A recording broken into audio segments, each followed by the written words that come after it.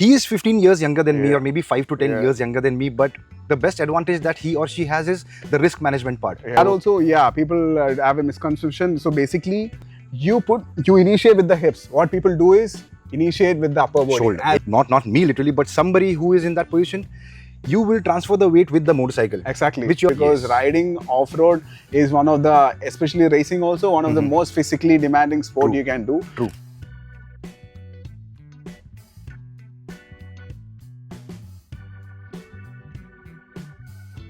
Hey everyone, welcome to the world of Rise, the joy of riding. I am Vishal, and today we have got somebody who has been off-roading, trail riding, training, etc., everything off-road and racing as well for more than a decade now. We have got Russell with us. Russell, welcome, Yeah, hi. and thanks a lot for giving us the time. Yeah. So to start the podcast, I'm going to start with why off-roading. Since we have been noticing that for last 2.5, 3 decades, it's Yeah. been all about tarmac. Yeah. Why off-roading on a national level, and when did it start for you? For me, basically, off-roading came into the scene when I was riding bikes as well as on the tarmac, as normally how people used to do. Right. And randomly, so that time when I started all this, there was no such Instagram and nothing. Right. Yeah. So I just went, finding some places. I always like to explore the things which are not explored. Wow. Yeah, like exploring the unexplored. So Right. I went, searching for a lot of places like that. So all these places, the roads are not tarmac. Exactly. It's off-road. Exactly. So yeah, going to places like that, I go into off-roading, and I Oh. really like the feel how it connected is. immediately. Yeah, I got Right. connected to it, Right. and I'm like, this is it. Of course, riding on the road, even you are 100% perfect and you are riding the best. Right. Still, somebody can cause a very big True. problem for you. So True. people riding with different conscience, you don't know what's going to happen anytime. So Right. in that manner also, I'm thinking, so of course off-road riding is way much safer Right. and more fun. Okay. And in all the ways, for me, that's the thing. So Okay. that's how I Okay. discovered it. And after that, once I discovered it, I kept on doing it. It's not only on bikes. I do downhill mountain biking, like Okay. everything on two wheels. And Oh. I also like to drive also on off-road rather than Okay. on being on the, Right. yeah. And I never ride the bike on the street. Okay. I completely try to avoid riding it on the road. Right. Yeah, if I get the best bike in the world also, I might ride for a bit and I'll just keep it aside. Get it off road. Yeah. Again. So let's say if you have a stretch of 10 to 15 kilometer stretch or a straight of tarmac and 10-15 kilometer stretch of, let's say, off road, you would Yeah. rather prefer off road and Always then off-road. tarmac. No doubt. Never, Okay. I'll never go on a tarmac. Okay. Yeah, if the road is so smooth also, I will prefer the Going off-road. off the road Yeah, and yeah, coming back all- on tarmac. yeah, Okay. all the Well, time. now speaking of the start of your journey of Yeah. off-roading, what are the kind of motorcycles that you started with? So when I used to start the off-roading thing, there were a lot of bikes available in the market. I used to ride different bikes, but all the bikes were meant for the street use. Right. And the market was specifically, focused on the street bikes Right. only that time. Yep. In that time, there was this Yamaha RX and all that bikes were there. These are very lightweight bikes, and it is pretty much easy to handle. Right. And during that time, that was one of the bikes which is Right. available in the market, which can be taken to off-road also. Right.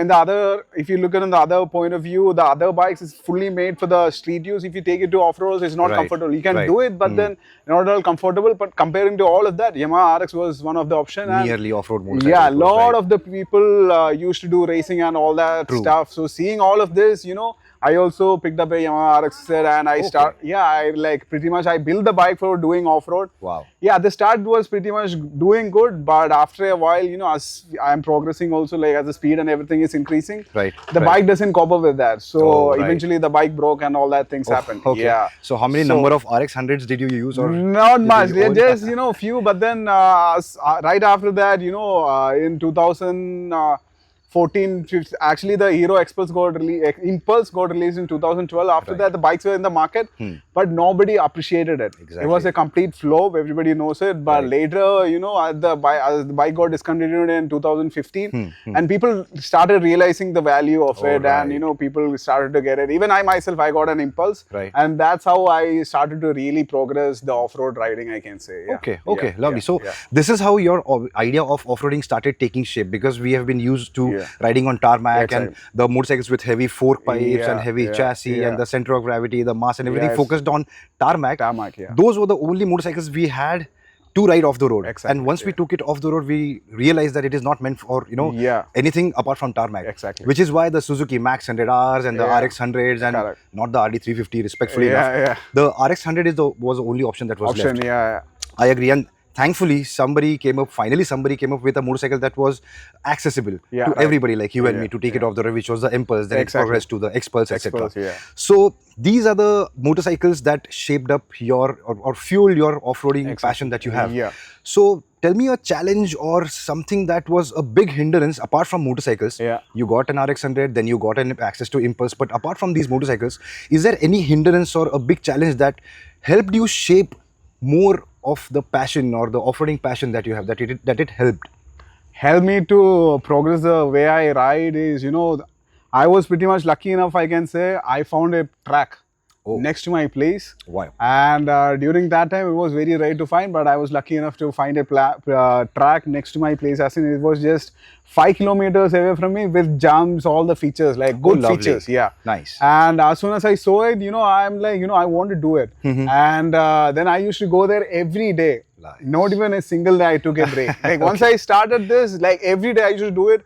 And that's one of the reason I truly believe that's how I cracked it. Oh, nice. And there is no shortcut for riding, especially off-road, because Yes. riding off-road is one of the, especially racing also, one of the most physically demanding sport you can do. True. And for cracking it, you have to do it every day. If you Yes. take a gap when you're learning, Right. it's going to be very difficult. If you are, if you are putting your effort, if you are free only on a Saturday or Sunday, Right. and you are putting effort on a Saturday and but you are putting a gap in that, 4 to 5 days time, again you are practicing, things will work, of course it will work, but if you are able to do it every day, nothing like it. And that's how I cracked it, how I learned it. Oh, Yeah, lovely. yeah, Okay. yeah. So it will take its own due course of time, Yeah, and exactly. eventually it is not that he is discouraging you guys to not ride on Saturday, Sunday, but Yeah. the more the merrier. You can perhaps Exactly. divide that into parts of, let's say, 4 to 5, or maybe alternate days. Yeah, practicing of course. from your principles and ideas. Learning from your mentor, etc. Yeah, Speaking of that, there's one of this biggest question that I want to ask on behalf of you guys. I understand that. Which is one of those biggest misconceptions of off-road that you have heard until now, which does not exist rather? I hear a lot of things like that. If you ask me a question like this right away, there are a lot of things coming into your mind. Let's hit the top one. Yeah, that's what I cannot judge it like that. But a lot of things are there. People riding for multiple years. The way they ride, the techniques, as the bikes are changing every day. But right now, the bikes how they are, and right now, as I said, I started with the Yamaha RX. Right. So people, they were like really good riders out there. True. During that time. They were Right. riding really good on the Yamaha RX. But what's happening now, when they shifted their bike, they've been riding for a very long time. Right. They are not ready to change the way they ride. Right. Yeah. Right. They be in that position, how they ride Exactly. the Yamaha RX. Yes. The position is like, it's very awkward. So Right. they do the same thing even on a foreign bike. I see that. True. Very experienced riders, they be in that position, they try to ride the bike. So people easily can figure it out, there is a mistake going on with it. Right. But that particular person is not ready to change because he is riding for a very long time. Exactly. And he is experienced. Exactly. I see that with a lot of people. Yes. The small things makes the biggest difference. Absolutely. And in terms of talk, I teach people how to ride, how to improve the riding and all that in Yes, off-road. So yes. when I see a lot of people, very experienced riders, doing the mistakes and not ready to change, so that feels, really, I know. bad. Forcing them or Exactly. pushing them to unlearn things Yeah. to make them learn new things must be one of the biggest tasks. So maybe they might be thinking, he's a new guy, he might be not knowing anything. We've been riding way back before, but if you see Exactly. the international standards, Yes. if you follow the Supercross, the guys who are winning it in 250 category, the guy's name is Hayden Deegan. He's not even 18. Yes. And in a 450cc category, his name is Jed Lawrence. He's not even. He's like 21. Exactly. And people look into him. People appreciate. But in India, things are getting better, of course. But Yes, as they are. Yeah, not Yep. how it has to be. Yep. Yeah. That's actually a good point. What Yeah. I have noticed is the senior players or the senior riders, Yeah. what they do is, he is 15 years younger than me, Yeah. or maybe 5 to 10 Yeah. years younger than me, but the best advantage that he or she has is the risk management part. Yeah. That he is in a position or she is in a position to take that risk so much Yeah. because their body is Yes, flexible enough, body, etc. yeah. Because I am not in that position right now. Right. But the main point, what you rightly mentioned is, Yeah. me, for example, I've been riding for, let's say, 2.5 decades only on tarmac. But Yeah. if you put me on a motorcycle off the road, not me literally, but somebody who is in that position, you will transfer the weight with the motorcycle. Exactly. Which you are used to on a tarmac. On a tarmac. And that is exactly what you're not supposed to do. You're Supposed supposed to to do, do the yeah, opposite side. You are opposite, supposed to put the Yeah. weight on the other side. And that So- also, yeah, people have a misconception. So basically, you initiate with the hips. What people do is initiate with the upper body, Shoulder. and that's Exactly. the biggest mistake. And there are a lot of things like that, and that's where I come in and I help the riders to be better in a very short period of time. Yeah. That's the expertise that Yeah. juices down to 1 or 2 or 3 or 4 points. And what I feel bad about is people come here for training and then they just feel that these are the only 2 lessons that I learned today. Let me go home and then practice it for next 6 months. Yeah. Another misconception that, if I may speak about, is the physical strain and the stress that your body goes through. Yeah. One feels that you don't have to work out, Yeah. you don't have to meditate perhaps, Yeah. is one aspect that people ignore. That I can take the training and simply go off the road or go trail riding, etc. So that's another point. Yeah. Coming to the main point again, which is the tires. Yeah. How important do you think tires are, or how do they differ from 100% tarmac to 100% off the road? Yeah, I'll make How it. can one take it? You know? I'll make it very simple. Yes, please. So talking about the tires are the first point of contact, and it's the only point of contact from the bike to the ground. Yes. So we have to give the first thing we have to give importance are to the tires. I have seen a lot of people buying the bike, lot of modifications there. They're putting this, that, all that stuff, but the tires they use the normal ones. Things are not going to work out. I always say that the first thing you can do when you get a bike, put money on a good set of tires. Exactly. Because the reason is that's the only point of contact to the ground. Right, right, Yeah. right. So that makes everything simple and the best understandability we can share to the people. That is, Yep. tires are the most important thing because it's the only point of contact I can say. Yeah, Perfect. That yeah. is absolutely right. So, Yeah. speaking of tires again, what are those top 3 or top 2 key features that one should look at when it comes to the off-roading tires when one is looking at purchasing one? Yeah. So if the tires, what I felt, what I have experienced, if the tires are really good, the tires will wear out fast. I don't lovely. know. That's something I have experienced. The tires will wear out fast because the tires are giving that much of traction. Exactly. Very right. If that tire is lasting you for longer period of time, that means you are not getting enough traction. That means it's not performing to the point. Right. Yeah, or maybe you are using the tire at the wrong place. Maybe you are using a button tire on a tarmac. It'll wear out fast. But if you're like strictly, I'm into off-roading. If you are strictly using the tires on off-road, if the tires are lasting for longer period of time, that means the tires are not that great. Exactly. Yeah, Very if true. it wears out fast, you are getting more traction. Of course, Right. it's going to be a little expensive, but then Right. putting money in a good set of tires is always worth it. Absolutely right. Yeah, Absolutely right. yeah. So, purchasing a motorcycle or investing in motorcycles, Yeah, investing in yeah. safety gear is as important as investing Investing in in a tire. rightly analyzed tires Yeah, as well, yeah. right? So, speaking of tires again, Yeah. I'm pretty sure you've been using Rice tires for a while now on your Yeah, it's motorcycles and been- off the road also. Yeah, So, how has it been overall using Rice tires till now? So yeah, it has been around, I can say, around 2 years. Around that much time, I've been using the Rice tires. When Okay. I started using them directly on a race. Oh, lovely. So that time I was using a different brand, and I got a chance to use the Rice tires. I feel like in Bangalore, the terrain was so challenging, very slippery. In the same time, there was slush and all that stuff. I started using them. I felt very good. That race itself, I bagged the podium, and from there, I Wow. kept on using the tires. I never even thought of putting any other tire Okay. because it's that good in terms of everything. It's giving me that sort of confidence, giving me the feedbacks right, and in all the ways, the tires are pretty amazing. Lovely, I can lovely. say. Yeah, That the is- best example is after getting a pair of the Rice tires, I never went back to choosing any other tires available in the market. Wow, Yeah, lovely. Something yeah. coming, about our Rice Yeah, tires yeah. from somebody like you helps a lot, as much as it motivates us also.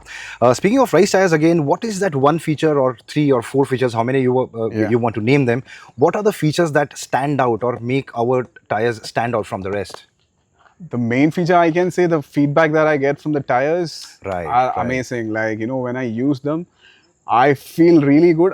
In between, like, for the races, we are forced to use some other brands. yes. Because of some norms and all that stuff. Yes. So when I switched the tires, even as soon as I shifted the tires, I was testing the bike, even after the first 2 turns, the front tire is washing out. All right. That time I realized how important and how great this Rice tires are. right, Yeah, right. as soon as I'm done with the race, I should switch back to the Rice tires. And whenever I'm practicing or whenever I'm going for any sort of other races, I use Rice tires only. Oh, lovely. All That the is- time. That is Yeah, great all the to time. great to Yeah, hear that. yeah, yeah.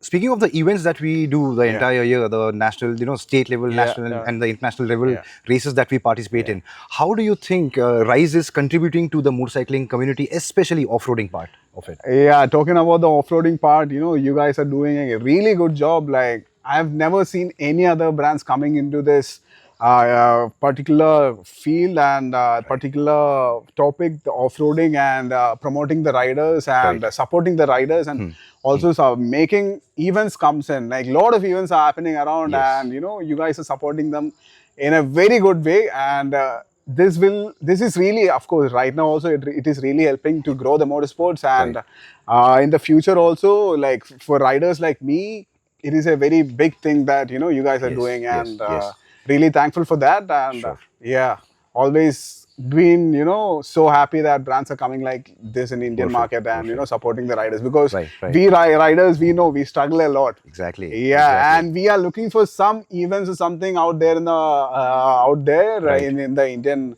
culture, and you guys are bringing and supporting this like anything, to the top level. So I'm really thankful, and I always talk to my friends also about it. Even not only this, from the day one when when you guys introduced your brand to the market, and after that when you started supporting the riders, even like for racing also, wherever the races are happening, you guys are there, and you guys are supporting the riders also. Absolutely. That's the very big thing you guys can do, and to bring the motorsports in a bigger frame. To put it on the radar. That is exactly what our point was, to not only get it on the radar or support the riders, but starting from the ground up to the international races with we have our onboard athletes also, and future more athletes also coming up on an international level. So that is exactly what our point was, not only to introduce tires that are meant for riders and races or off-road races, etc., but we have also come up with our safety gear, the brands that we have shook hands with, and we have our store in Andheri also, in Mumbai, our first store. More stores are also coming up all through India. Do pay a visit to Mumbai's safety gear, personal protective gear store in Andheri. Speaking of the safety part of it, the tires and off-roading as well, the phase that we are in right now, when it comes to at least India, we are in a phase where people have started accepting and adapting off-road culture that is coming in. How do you think off-road culture is going to evolve in the next 5 to 10 years, for example? It'll be right now also, if you can see, it's on a boom. In the market, the off-roading market is on a boom, and in the next 5 years, it'll be similar like the international standards, more when the culture is going to change, the parents are going to let their children start from a younger age, make it as a hobby rather than, it'll be a culture, it'll be a part of culture, rather than any other sports like cricket, football, or any other thing, it'll be the motorsports will be a sport for sure in the next upcoming, 5 years. And really, you guys are being a very big part in it, and really appreciate again for that. Thank you, Russell. Firstly, thank you for your time for this episode of podcast. We will be seeing you in more episodes to talk more about off-roading, the motorcycles, etc., and about your podiums also, of course. On that note, we wish you the very best for all your races and your preparations and your trainings as well in the future. Do look at all the content that we have on our Instagram page, our YouTube channel. Do subscribe to our channel, like our Instagram page as well. Don't forget to visit our store as well.